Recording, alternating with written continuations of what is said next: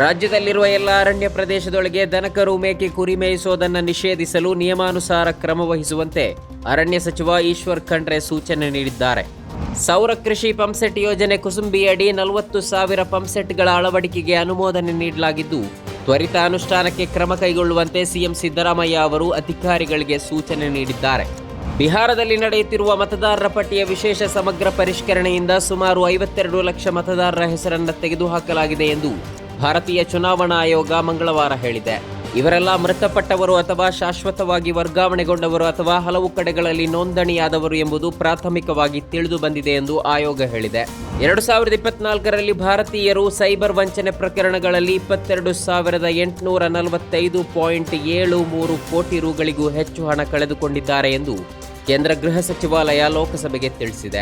ಇದು ಹಿಂದಿನ ವರ್ಷದ ಅಂಕಿಅಂಶಕ್ಕೆ ಹೋಲಿಸಿದರೆ ಸುಮಾರು 206% ಭಾರಿ ಏರಿಕೆಯಾಗಿದೆ.